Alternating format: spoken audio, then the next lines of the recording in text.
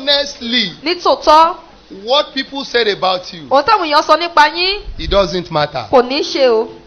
What people are calling you orúkọ táwọn èèyàn tẹ̀ ń pè yín has nothing to do about your kò life. tiẹ̀ ní nǹkan kan ṣe pẹ̀lú ọ̀rọ̀ ayé yín. What are you saying about kí yourself? lẹ̀yin gangan sọ nípa ara yín?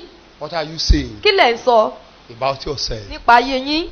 Do you really believe that you are a Messiah of your generation? ǹjẹ́ ẹ gbàgbọ́ pé ẹ̀yin ni mẹ̀sáyà ti ìran yín bí? Do you really believe ǹjẹ́ ẹ gbàgbọ́ that you are Joseph of your family? ìgbẹ́ ẹ̀yin ni Jósẹ́fù ti ìran yín? Or are you doubting it? àbí ẹ ṣiyèméjì nípa rẹ̀ ni? What people say ó táwọn èèyàn ń sọ about you nípa yín is not matter. kò mà nítumọ̀. Let me tell you this. ẹ jẹ́ kí n sọ èyí fún yín. What people are saying ohun táwọn èèyàn ń sọ about Peter nípa Pétérù is Simeon the fisherman. òun náà ni pé Síméónì apẹja. The Simeon Síméónì the fisherman. apẹja. That's what they know about him. nǹkan tán mọ̀ sí nìyí. They didn't know the real about Simeon. wọn ò tiẹ̀ mọ tí Símónì gangan jẹ́. But they knew that Simeon ṣùgbọ́n wọ́n mọ̀ pé Símónì is a fisherman. pé apẹja èèyàn ni. But one day, ṣùgbọ́n ní ọjọ́ kan he met the destiny helper. ó bá olùrànlọ́wọ́ àyànmọ́ pàdé. The destiny helper olùrànlọ́wọ́ àyànmọ́ told him ó wá sọ fún yín pé that Simeon, Símónì you are not a fisherman. ó kì í ṣe apẹja ènìyàn. You are Peter, Pétérù ni ọ́. the rock. Pétérù àpáta. On this rock, lórí àpáta I will yìí build my ni church. èmi ò kọ́ ìjọ mi lé. You are the foundation of the gospel. ìwọ gangan ni ìpìlẹ̀ iṣẹ́ ìrere. My church, ìjọ mi you are the pillar. ìwọ gangan ni òpó rẹ̀. You are the founder. ìwọ ni ìpìlẹ̀ rẹ̀.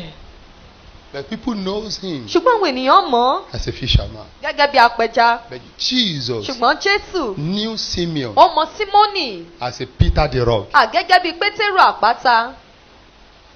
That is the real about him. ohun tí Pétérù jẹ́ gangan nìyí. The real about you, ohun tó jẹ́ gangan your God know. Ọlọ́run yín nìkan ló mọ̀ o. And he's going to say it today. àyè wàá sọ jáde lónìí Concerning David, nípa ti Dáfídì. the family of David, àwọn ẹbí Dáfídì they knew David wọ́n mọ Dáfídì as a shepherd. gẹ́gẹ́ bí olùṣọ́ àgùntàn. Even Eliab said to him, Éliábù gan tún sọ fún yín pé to whom you leave that sheep? ta ni ó fi àwọn agbo àgùntàn yẹn fún. Because that is what he knew about. nítorí pé wọ́n mọ̀ gẹ́gẹ́ bí David. olùṣọ́ àgùntàn wọ́n mọ Dáfídì sí He's a olùṣọ́ shepherd. àgùntàn. olùṣọ́ àgùntàn ni They knew him wọ́n mọ̀ as a shepherd. gẹ́gẹ́ bí olùṣọ́ àgùntàn. Even Saul the king Sọ́ọ̀lù ọba gan knows him ó mọ̀ as gẹ́gẹ́ a bí musician. olórin.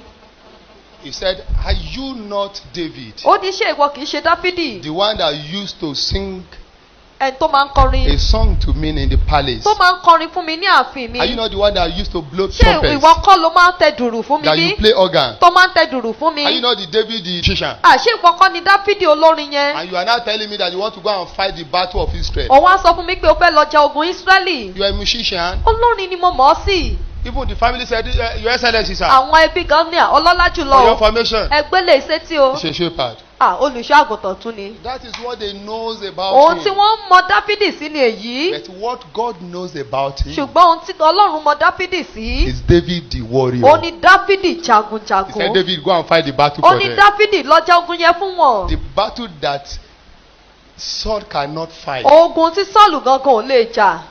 David went there Dáfídì lọ síbẹ̀ and won the battle. ó sì ṣẹ́gun.